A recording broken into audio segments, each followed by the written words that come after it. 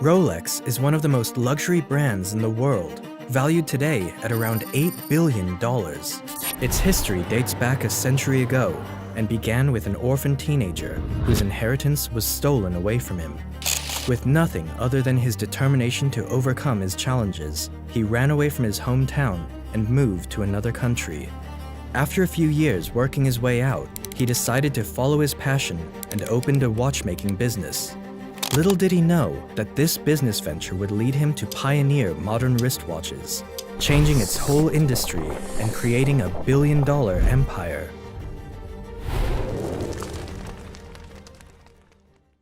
Hans Wilsdorf was born in Kulmbach, Germany on March 22, 1881, by parents Anna and Johann Daniel Wilsdorf.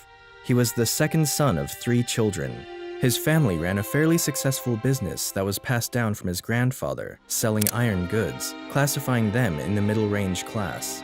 Unfortunately, his mother got ill during the next few years and died in 1892. To make it worse, a year later his dad would pass away too, leaving Hans an orphan at the age of 12. Now under the custody of his mother's brothers, his uncle immediately decided to sell his family's business and used some of the money for their education, putting all 3 of them in a nice, prestigious boarding school called Ernestinum Coburg in Bavaria, Germany. Hans hated this decision early on and became depressed. While living in the new town, Hans was seen as an outsider and was often teased by other boys because of his religion. To get through his difficult childhood, he decided to put his focus on school. As he got older, he understood that even though he didn't like the decision of his uncles, it became an important factor for his success. Our uncles were not indifferent to our fate. Nevertheless, the way in which they made me become self-reliant very early in life made me acquire the habit of looking after my possessions, and looking back, I believe that it is to this that much of my success is due. Hans enjoyed reading books and became quite the bright student in school. The subjects he most notably excelled in were mathematics and languages, where he learned French and English. He was always curious about travel and knew that languages would be very useful, which would eventually play a big role in his career. During school, he became friends with a Swiss boy who would tell him stories of his birthplace in Le Chaux-de-Fonds, a city located in Switzerland that was well known for its long history in the watchmaking industry, and Hans became very intrigued about the place.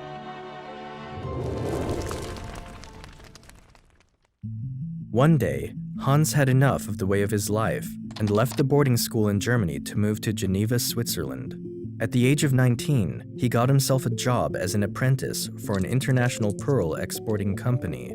This company was buying pearls from various markets and would sort, grade, and package them for sale to jewelers. He noticed the company wasn't really creating anything, but was still making great profits. There, he immersed himself to learn their business tactics and was making good money for his age. One day, Hans received a letter from his friend who offered him a job for a company called Kuno Corten. Kuno Corten was one of the biggest high-quality watchmaking businesses at the time and was exporting about 1 million Swiss francs worth of pocket watches each year. They also produced some of their own watches from scratch. This well-known company was based in Le Chaux-de-Fonds, the place he always wanted to go. Even though the company he was already working at was more beneficial for him, his curiosity for the place and the business around watches were stronger. Therefore, in 1900, he moved to Le Chaux-de-Fonds to work for this company. He was hired as an English correspondent and clerk thanks to his ability to write and read English that he learned back in school, and was getting paid with a monthly salary of 80 Swiss francs. He was also responsible for winding hundreds of pocket watches every day and verifying they were accurate. He picked up tremendous insight into watchmaking and obtained a big deal of knowledge about how all types of watches were produced. However, his time there was cut short. He had to go back to Germany and serve in the army after only 2 years at Kuno Corten. After his service, at 22 years old, he moved to London, England to work for another company of high-quality watches. There, he was responsible for a bigger role and was now in charge of increasing their sales. During the 2 years he stayed there, he successfully managed to find more clients for the company and grew their sales over time. By then, he was already thinking about building his own business of watches and was learning everything he could to further his knowledge into his future business. During those years, he also met his future wife, Florence Frances May Crotty, and would get married shortly after.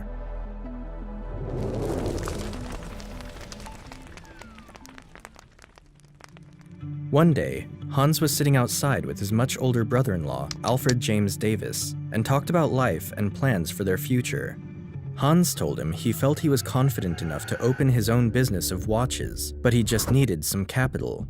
Alfred did have the money and knew how passionate Hans was about watches. Despite being very young, he took a chance on the German and told him he was going to help him on his business venture and was ready to invest his money. They shook hands together, and in 1905 they founded the Wilsdorf and Davis Limited, which would eventually become Rolex a few years later. They partnered up with a Swiss watch company called Hermann Egler, which was based in Switzerland, and started importing movements from the Swiss country to England, placing them in watch cases. They also opened an office in Bienne, Switzerland, to favor his partnership there. Soon after, they were specializing in the distribution of timepieces at affordable rates. Even though Hans was a lover of watches, there was one major thing he found unfavorable about the watch industry: pocket watches. At the time, wristwatches were mostly worn by women as jewelry and were looked down upon by some, the reason being for not being well precise on the time. These watches were much smaller than pocket watches and consisted of smaller movements, which would regularly make the clock either go faster or slower due to small details in the movements. This was the main reason why pocket watches were more popular at the time and was considered masculine for its bulky size, but for Hans, he mostly found it inconvenient to use. It was a little hassle for him every time he had to reach his hand in the pocket in order to see the time, especially when his hands were busy. Until then, it was thought to be almost impossible to create the perfect wristwatch that could consistently show the exact time and be in everyday use. My personal opinion is that pocket watches will almost completely disappear and that wristwatches will replace them definitively. Hans Wilsdorf, 1914. Hans predicted that sooner or later, wristwatches were going to be the new norm for everybody, and was fully committed to finding a way to create the perfect wristwatch for it. He spent the next several years traveling to many countries all around Europe and met countless watchmakers to discuss about the small details of watches. During those years, he started to release his own wristwatches, beginning the same year he founded his company. One watch after another, he was crafting down on creating a better high-quality and reliable wristwatch for men and women, applying what he learned from other watchmakers from his journey. Soon after, his company began to get some traction, and by 1908, it was one of the top firms in the watchmaking industry in England.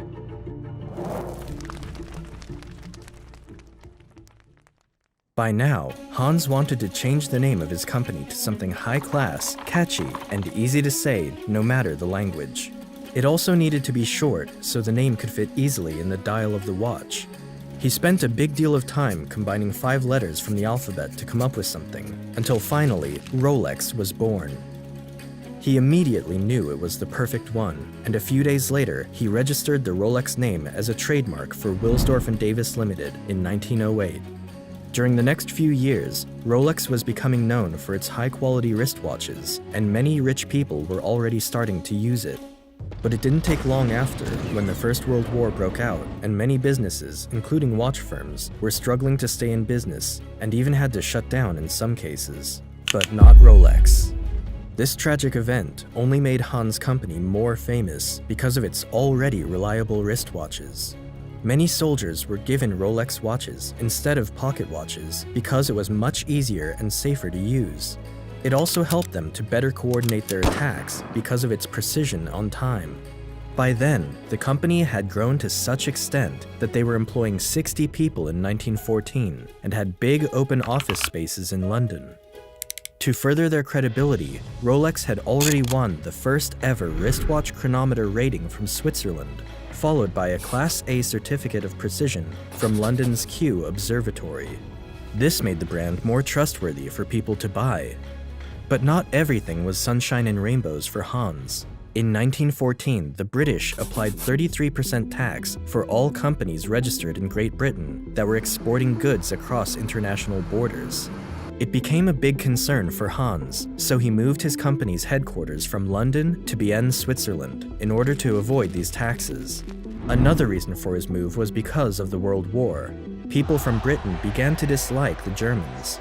Since the name Hans Wilsdorf was clearly German, and even though he registered Rolex before, he was still using the Wilsdorf and Davis name in England, which was getting looked down upon. This also led him to completely switch his company name from Wilsdorf and Davis Limited to the Rolex Watch Corporation Limited in 1915. 10 years later, Hans would also register Rolex's famous trademark logo of the 5-star crown, which became implemented from then on the dial of their watches. In 1919, the Rolex Watch Corporation moved its main office from Bienne to Geneva, where it still stands today. From now on, the company focused on manufacturing the watch movements in Bienne and would transport them to Geneva, where they carefully verify the movements were accurate, finishing them with their high-class design and launching their products. It's here in Geneva where Hans would go all in with his team to improve the technical innovation of the wristwatch. We must succeed in making a watch case so tight that our movements will be permanently guaranteed against damage caused by dust, perspiration, water, heat, and cold. Only then will the perfect accuracy of the Rolex watch be secured. Thanks to his patience and determination, it eventually paid off, and paid off big time. In 1926, Rolex released their new model that would forever change the watch industry, the Rolex Oyster, the first ever waterproof wristwatch in history. This new model was sealed with a very tight case that provided an optimal protection for the small watch movements inside, leading it to be waterproof.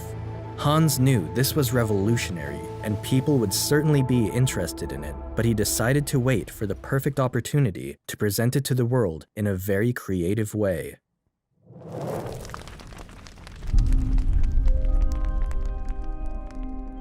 In 1927, Hans heard about a woman from London named Mercedes Gleitze, who claimed to be capable of swimming across the English Channel, a 20.5-mile body of water that separated England and France. People didn't believe her, so she was set to do it again in front of thousands of people, even though the water temperature was much colder. Hans saw the opportunity and encouraged her to wear a Rolex Oyster watch around her neck. After swimming for over 10 hours, she was pulled out from the water after almost freezing to death and made it about 4/5 of the way across the channel. The task was not a complete success, but the Rolex Oyster came out of the water in perfect condition. People went crazy for the watch, and Hans followed the publicity by putting an ad in front of the London Daily Mail newspaper related to the event. This is the point where Rolex rose to international fame as a revolutionary watch. To further the hype, Hans also marketed his Rolex Oyster inside of fish bowls with real fishes in it on the sale display of every Rolex dealership for people to see when they walked by. This genius strategy worked amazingly, and people became hooked on the products. By now, Hans decided to advertise heavily on Rolex, so in 1928, he worked with the top British model at the time, Evelyn Lane, to promote his watches. And of course, there were pictures of her wearing her wristwatch inside a fishbowl. The publicity didn't stop there. In 1933, Rolex Oysters were seen in the newspaper again, related to a flight over Mount Everest, in which the crew members who were wearing their Rolexes were very satisfied to see that after the flight, their watches were still 100% functional. Another example was when the famous driver, Malcolm Campbell, set a speed record for driving around 300 miles per hour wearing his Rolex in 1935. Hans asked his permission to publicize it, and Malcolm accepted it, refusing to get paid. At this point, people began to perceive Rolex not only as a high-quality designed watch, but also as a trustworthy, reliable, and technical wristwatch that anyone can wear for everyday use. Only great marketing is needed to make a company successful.